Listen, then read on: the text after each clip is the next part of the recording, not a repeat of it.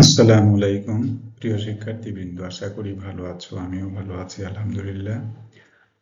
তো আমার চ্যানেল থেকে তোমাদের সবাইকে স্বাগতম। তোমরা জানো বিগত কয়েকদিন যাবৎ বিজনেস স্ট্যাটিস্টিক্স এর উপর কিছু লেকচার ডেলিভারি দিচ্ছি ধারাবাহিকভাবে। যারা শুরু থেকে শেষ অবধি দেখবে অবশ্যই উপকৃত হবে। এরপরেও যদি কেউ বুঝে না থাকো তাহলে অবশ্যই হোয়াটসঅ্যাপ 01711488315 এই নাম্বারে যোগাযোগ করবে। আমি যথাসাধ্য চেষ্টা করব তোমাদের মাঝে এটা বুঝিয়ে দেওয়ার জন্য। ততক্ষণে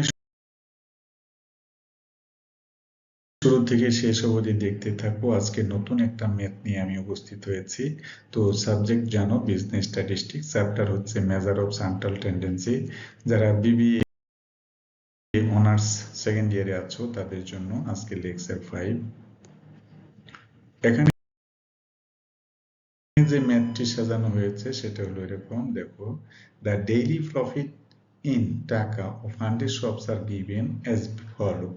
ক্লাস ইন্টারভেল আছে 0 থেকে 100, 100 থেকে 200, 200 থেকে 300, 300 থেকে 400, 400 থেকে 500, 500 থেকে 600।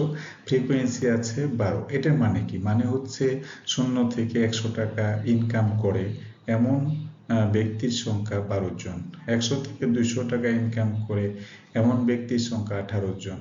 আশা করি বুঝতে পেরেছো। এভাবে ক্রোনোলজিক্যালি কথাগুলো হবে।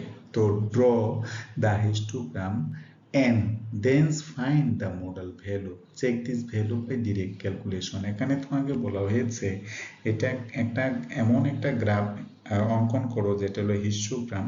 এই হিস্টোগ্রামে যে ভ্যালুটা হবে সেই ভ্যালুর সাথে ক্যালকুলেশন ভ্যালু যদি মিলে যায় তাহলে তোমার অঙ্কটা সঠিক আছে, এটা ধরে নিতে হবে। তো পরবর্তী পেজে একটু দেখো কিভাবে since 27 is more so model class is 200 থেকে 300। তার মানে তোমরা জানো প্রচুরক মানে হলো যেখানে ফ্রিকোয়েন্সি সবচেয়ে বেশি থাকে। তো ফ্রিকোয়েন্সি বেশি আছে 27। তো এই 27 200 এবং 300 এই লাইনে পড়েছে, সুতরাং মডেল ক্লাসটা হবে 200 থেকে 300। আশা করি বুঝছো। নাও ইউজিং বাই ফর্মুলা, তো মডেল ভ্যালু অথবা mode equal to L plus না লোয়ার লিমিট, আর ডি ওয়ান হলো ডেল্টা ওয়ান বলতে পারো, আর এখানে delta one plus delta two into হলো সি। এই জায়গাটা যদি আমি ব্যাখ্যা করি, ডেল্টা ওয়ান মানে হলো তোমার মোডাল ক্লাসের যে ফ্রিকোয়েন্সি, এই একটু খেয়াল করি, মোডাল ক্লাসের যে ফ্রিকোয়েন্সি এবং প্রি মোডাল ক্লাস, তার মানে মোডাল ক্লাসের আগের যে ফ্রিকোয়েন্সি আছে 18, এটার পার্থক্য যেটা সেটাই হচ্ছে এই যে delta one, that means 9। Delta two হলো তোমার এই মোডাল ক্লাস আছে 27 আর পরবর্তী ফ্রিকোয়েন্সি আছে 20, তার দুইটার মধ্যে পার্থক্য 7।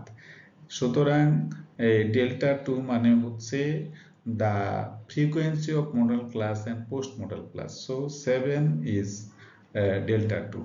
তো এখানে জাস্ট বসাইলাম ইনটু সি মানে ক্লাস ইন্টারভেল 100। এখন এটা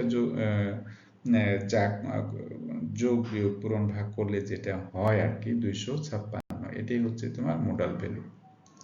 তো এই মোডাল ভ্যালুটাকে আমরা একটা গ্রাফিক্যাল প্রেজেন্টেশন দিব। যেমন ধরো এই হলো হিস্টোগ্রাম। তো হিস্টোগ্রামে এখানে কি আছে, আমি 0 থেকে 100 পর্যন্ত একটা ক্লাস নিয়েছি, 100 থেকে 200, 200 থেকে 300, 400, 500, 600 এইভাবেই ছিল। আর এদিকে দেখো ফ্রিকোয়েন্সি আমি লিখেছি 4 আর ডিফারেন্সটা সমান 4 আর 12, 16, 20, 24 এবং 28। তো এখানে একটু খেয়াল করি, 0 থেকে 100 পর্যন্ত ফ্রিকোয়েন্সি আছে 12, 100 থেকে 200 ফ্রিকোয়েন্সি হচ্ছে 16 এবং 20 এর মাঝে 18, 200 থেকে 300 যেটা আছে সেটা হলো তোমার 27, আবার 300 থেকে 400 হলো 20, 400 থেকে 500 হলো 17, আর 500 থেকে 600 হলো 6। তাহলে সুতরাং তার যার যার অবস্থান আমি করেছি।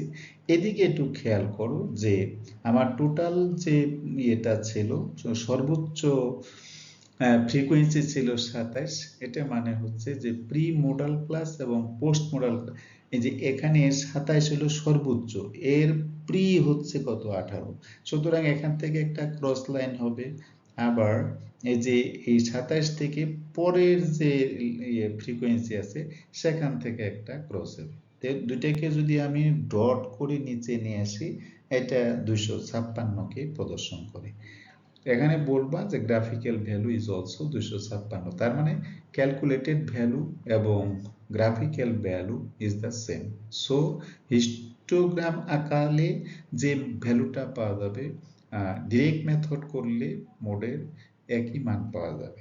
সুতরাং আশা করি তোমরা বুঝতে পেরেছো। সো যদি বুঝে থাকো তাহলে পরিশ্রম সার্থক, যদি না বুঝো তোমরা আমাকে কল করো, আমি তোমার বোঝানোর চেষ্টা করো। So thanks for watching. যদি ভালো লাগে তাহলে অবশ্যই আমার ভালো লাগবে।